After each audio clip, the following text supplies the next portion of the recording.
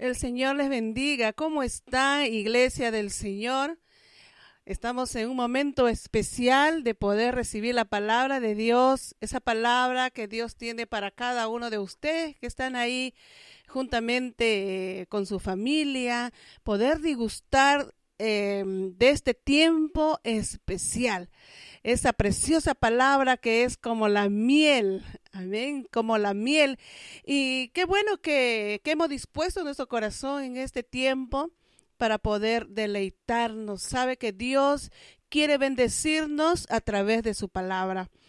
Y vamos a dar la gloria y la honra en esta mañana y recibir la santa palabra que Dios tiene para cada uno de nosotros.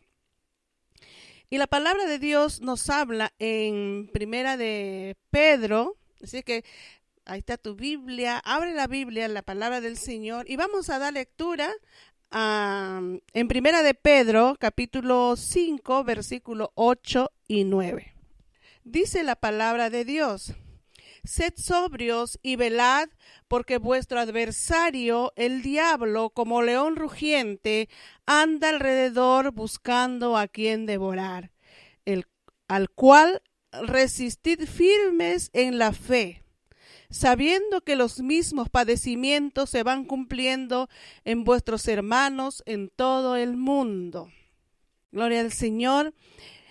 Esta porción o estos escritos que están aquí en las Sagradas Escrituras, es sabido que fue escrito por el apóstol Pedro, y él se encontraba pues lejos del lugar donde él comúnmente vivía. Él estaba en Roma, y desde Roma él hace este escrito a la iglesia del Señor, a la iglesia que estaba afligida, a las iglesias que estaban pasando por persecución, y había mucha necesidad. La iglesia del Señor estaba pasando tribulaciones, persecuciones, estaba siendo muy afligida la iglesia del Señor en aquel tiempo, en aquella época. Y de esa manera Pedro hubiese querido estar juntamente con ellos para poder ayudarlos, pero estaba lejos. De esa manera él escribe esta carta para que la iglesia del Señor se sienta fortalecida, y le dice a las iglesias que estaban en estas ciudades, en Ponto, en Galacia, en Capadocia, Asia, Bitinia. Entonces él le dice: sed sobrios y velad, le dice, ¿no? O sea, manténganse tranquilos, con sobriedad, no se desesperen, no hagan alboroto. Ustedes, con toda sobriedad, le está diciendo Pedro a estas iglesias, ¿no? Sed sobrio y velad, eso sí, estad despiertos, con los 5 sentidos, vigilantes, les está diciendo Pedro, porque vuestro adversario, le dice, ¿no? El diablo está como león rugiente buscando a quien devorar. Le está diciendo que hay un adversario, hay un enemigo que quiere destruirlos, que quiere devorarlos a ustedes. O sea que el diablo no va a venir para hacerles cariño, no va a venir para hacer amistad, o no va a venir él para que tengan un momento de plática. No, él va a venir a devorarte, él te va a devorar. ¿Y qué quiere decir devorar? Matarte. Él quiere destruirte, él quiere terminar contigo. Es lo que te está diciendo Pedro a las iglesias. Entonces, y sigue diciendo la palabra del Señor, que ese adversario está como león rugiente, está ávido, está de hambre, queriendo devorarse a la iglesia del Señor. Está rugiendo, está desesperado para poder devorarse a los hijos del Señor. Y le estaba poniendo en alerta Pedro a todos aquellos que estaban pasando dificultad, a todos aquellos que estaban pasando tiempos de conflictos y de persecución. Y en el versículo 9 dice: Pedro le dice, al cual dice, resistid firmes en la fe. Al cual resistid firmes en la fe. Le está dando esa arma poderosa, esa arma que ellos no deberían descuidar, que es la fe, que es la fe en Cristo Jesús. Y esa fe, ese regalo precioso que Dios nos ha dado a cada uno de nosotros, tiene un enemigo y quiere que el enemigo quiere que tu fe sea destruido, que tu fe se haga nada, se haga nula. Y el diablo está usando en este tiempo la duda. La duda es enemiga de la fe. Es por eso que Pedro le dice, ¿no? Por lo cual dice, manténganse firmes en la fe. La fe es un arma del cristiano. Es el arma poderosa para poder resistir todo ataque del enemigo. Entonces, era importante que el pueblo del Señor, las iglesias, no pierdan la fe, que se mantengan firmes. Ahora, la duda es una de las armas que va a hacer que la fe sea destruida. La duda es un sentimiento de inseguridad. El diablo lo usa y pone la duda en la mente de las personas. Ahora, este sentimiento de inseguridad actúa dentro del ser humano, dentro de las personas. ¿Para qué? Para que no haga o obtenga lo que deseas, lo que tú quieres. La duda, entonces, por lo tanto, es contraria a la fe. Y la Biblia lo considera como un espíritu, como un mal espíritu. La duda es producto de la incredulidad. Y la fe es producto del creer. Son dos cosas que se contraponen. La duda es producto de la incredulidad, mientras la fe es producto del creerle a Dios. Entonces, la duda y la fe son enemigos. La duda no puede ver a la fe, ni la fe puede ver a la duda. Son dos cosas diferentes en la cual el enemigo está poniendo en las mentes de la persona la duda. Cuando lucha la duda con la fe, hay una lucha constante. Hay ese querer, deseo de ganar, de ser el ganador, tanto la duda como la fe. Ahora, cuando hay poca fe, empieza la duda a tomar control. Dice, leamos en Mateo capítulo 14, Mateo capítulo 14, versículo 22. Así es que hablan sus Biblias. Mateo 14, 22 dice, enseguida Jesús dijo a sus discípulos, o los hizo entrar a sus discípulos en la barca e ir delante de él a la otra ribera. Entonces, ¿qué hizo Jesús? Que sus discípulos entren a la barca para que ellos puedan ir a la otra ribera, a la otra orilla. Entre tanto, dice que Jesús estaba despidiendo a la multitud.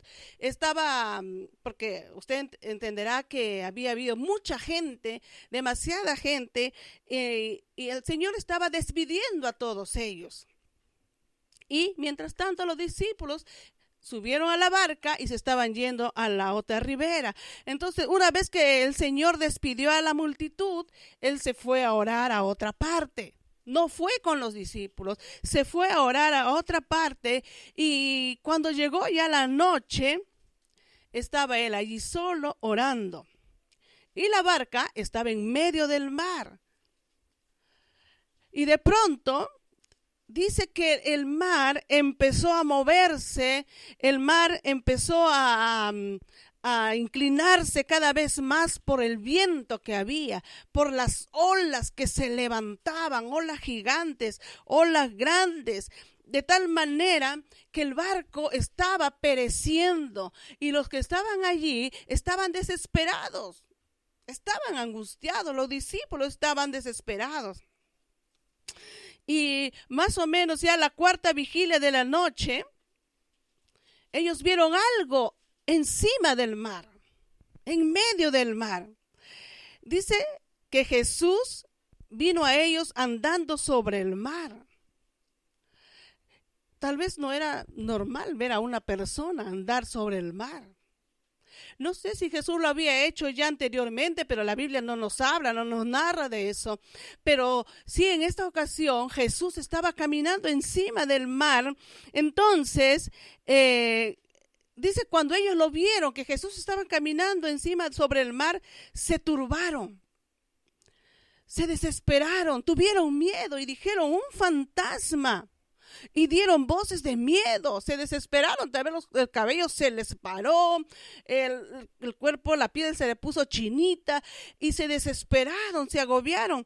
Entonces, en ese momento el Señor le dijo, tened ánimo, yo soy. No temáis, no tengan miedo, soy yo. Y entonces enseguida dice que Pedro le respondió y le dijo, Señor, si eres tú, manda que yo vaya sobre ti, sobre las aguas. ¡Qué intrepidez! ¿Qué hubieras hecho tú estando en medio del mar cuando hubiese pasado esta escena? ¿Hubieras sido intrépido como Pedro? O tal vez le hubiésemos dicho, Señor, haz que con un clic este barco se vaya a la orilla. O qué sé yo, ¿cuál sería tu forma de actuar en ese momento? Pero Pedro fue intrépido, le dijo, Señor, haz que, si eres tú, manda que yo vaya a ti sobre las aguas. Y el Señor le dijo, ven, ¿no? Y Pedro, intrépido, nuevamente descendió de la barca y empezó a andar sobre las aguas para ir a Jesús. Mientras estaba preparando este mensaje, decía, Pedro caminando sobre las aguas, ¿cuántos pasos habrá dado? No me imagino ver a una persona caminando sobre las aguas. Tal vez los discípulos se asombraron también de que Pedro caminara sobre las aguas. No nos refiere cuántos metros caminó Pedro, pero de qué caminó. Caminó un paso, 2 pasos, 3 pasos, pero caminó. Algo inusual, algo que no se ve o que nunca se ha visto. Pedro lo hizo. Entonces él empezó a caminar sobre las aguas para ir a Jesús. Pero dice que al ver el fuerte viento y las olas que se levantaban, el viento tal vez sonaba tal vez fuertemente el viento, y Pedro se asustó. Pedro nuevamente tuvo miedo y empezó a hundirse. Y Dios empezó a gritar, dice, Señor, sálvame, Señor, ayúdame. Entonces el Señor Jesús extendió su mano, agarró su mano y le dijo, hombre de poca fe, ¿por qué dudaste? Pedro, estaba yendo muy bien, lo estabas haciendo bien. Si con ese poquito de fe has podido caminar, ¿cómo sería si tú tuvieras una fe grande? ¿Qué no harías? Tal vez saltarías y brincarías sobre las aguas, sobre el mar, sobre las tempestades. Harías lo mismo que yo estoy haciendo. Pero Pedro tuvo miedo. Pero de lo que lo estaba haciendo bien, lo estaba haciendo bien. La palabra de Dios dice que si tuvieras fe como un granito de mostaza, algo pequeño, dirías a este monte, pásate al otro lado y el monte se pasará. Con poquita fe, Pedro pudo caminar sobre las aguas. Pero el miedo le cogió su corazón, cogió su vida y empezó a hundirte. Y el Señor le dice, ¿por qué dudaste? Y esa escena terminó, subieron a la barca y el viento se calmó. Me imagino que en ese momento todos comentaban, Pedro, caminaste, ¿no? Pedro, lo hiciste.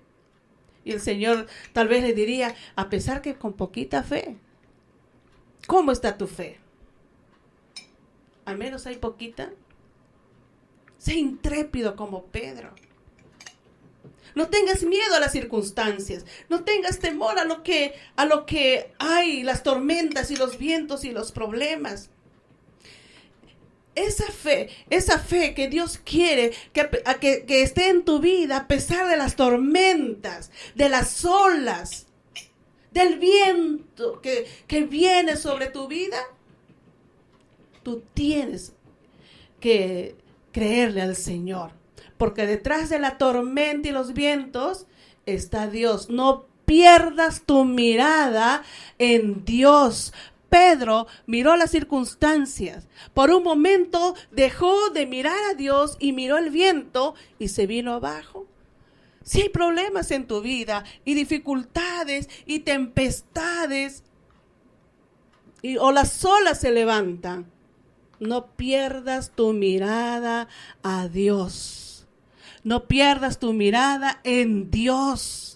Porque Él está contigo y Él te va a ayudar a pasar toda esa tormenta. Gloria al Señor. Es Dios que quiere que cada uno de nosotros salgamos victoriosos a través de la fe. Que salgamos vencedores, porque en el Señor somos más que vencedores. Aleluya. ¿Cuál es el propósito de la duda en la vida del creyente? ¿Qué es lo que quiere la duda? ¿Qué es lo que la duda quiere hacer en tu vida? Lo que quiere es quitar autoridad de la palabra de fe. Eso es lo que quiere el enemigo al ponerte esa duda, que tú no tengas autoridad, que tu palabra no tenga poder.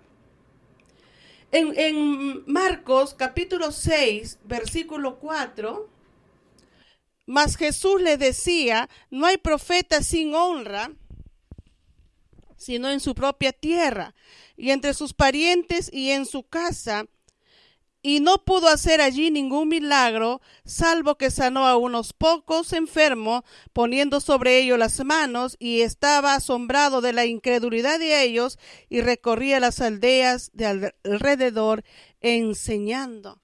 ¿Qué es lo que quiere la duda? Entonces es quitarte la autoridad para hacer la obra del Señor. Es quitarte la autoridad para que tu palabra y en tu vida no haya fe, sino incredulidad.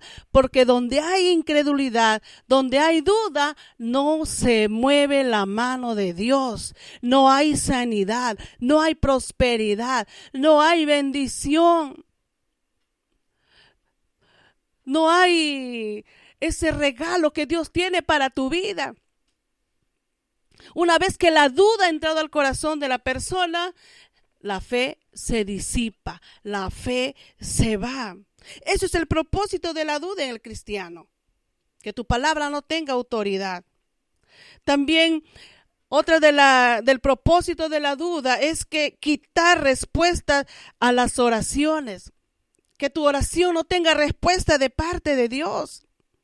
Que tú ores y cada vez te acerques en oración al Señor, pero que no haya respuesta. Eso es lo que el enemigo quiere. Eso es lo que el diablo quiere al poner duda en el corazón de las personas. Otra de las cosas que la duda hace en la vida del cristiano es producir pecado en el creyente. Produce pecado en el creyente, en la persona, cuando hay duda. En San Juan capítulo 16, 7 y 9. Pero yo os digo la verdad. Os conviene que yo me vaya, porque si no me fuera, el Consolador no vendría a vosotros. Mas si me fuere, os lo enviaré.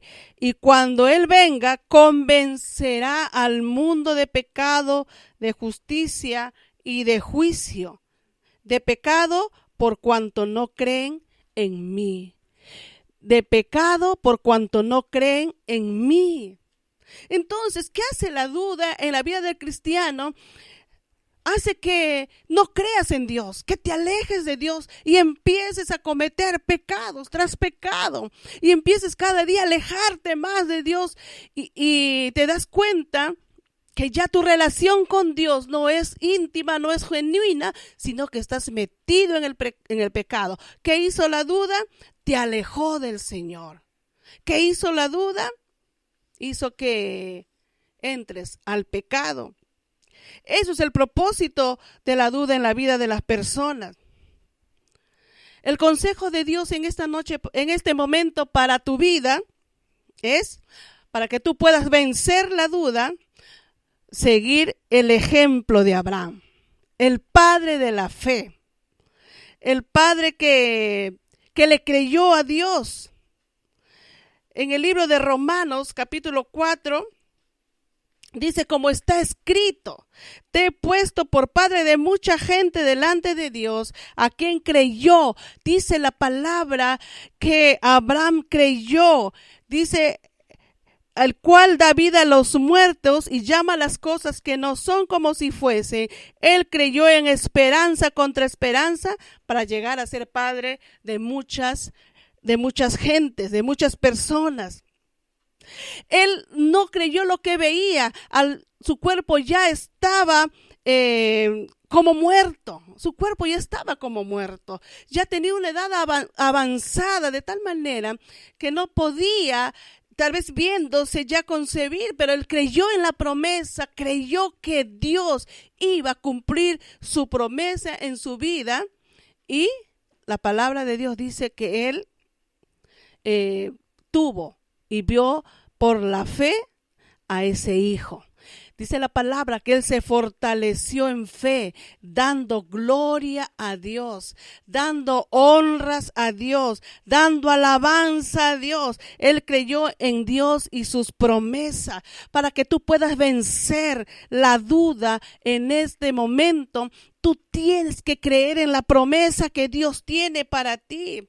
Abraham no se debilitó viendo la realidad de su condición, que su cuerpo era como muerto. No creyó en lo que él veía, él creyó en la promesa de Dios, creyó en lo que Dios le había dicho. Y en este momento tú tienes que creer en las promesas que Dios tiene para tu vida. Tú tienes que vencer la duda, vence la duda y cree en la promesa que Dios tiene para ti. Abraham se fortaleció en lo que él veía en la promesa de Dios y así venció la duda. Así venció la duda. Tú tienes que vencerlo en el nombre de Jesús a esa duda y creer que Dios está contigo. ¿Sabe qué le dijo el diablo a Dios? El diablo quiso zarandear a Pedro. El Señor le dijo a Pedro, ¿sabes qué, Pedro? El diablo ha venido para zarandearte. ¿Y qué le dijo el Señor? Yo he rogado por ti. ¿Para qué? Para que tu fe no falte. Aleluya. Eso es lo que el Señor en este momento quiere darte y está rogando al Padre para que tu fe no falte, para que tú salgas victorioso, para que tú seas vencedor y tu fe permanezca en tu vida y tu fe permanezca en tu corazón, porque por la fe tú vas a ver la gloria de Dios.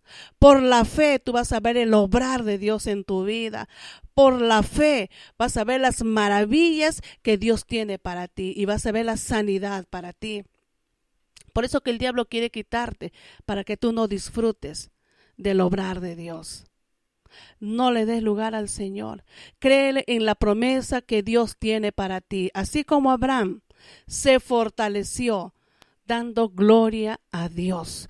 En este momento tú puedes glorificar al Señor. Dale gloria a Dios. Dile, Señor, gloria, gloria, Señor. Gracias, Señor, por tus promesas. Gracias, Señor, por lo que tú tienes para mí. Y empieza a fortalecer tu fe. Empieza a disfrutar de lo que Dios tiene para ti. No te olvides que Dios está rogando para que tu fe no falte. esa fe que es de bendición para ti. Créelo que tú tienes un gran aliado, que es nuestro Dios Todopoderoso. Y el enemigo está vencido y derrotado en el nombre de Jesús con toda su duda. Y te declaro en este momento una mujer y un varón lleno de fe. Una mujer y un varón de Dios que va a recibir las promesas de Dios. La Casa de Dios Tacna, un lugar de tranquilidad para un mundo desesperado. ¿Deseas comunicarte con nosotros? Visítanos a nuestro Facebook, La Casa de Dios, o a nuestro correo, lacasadediostacna@gmail.com.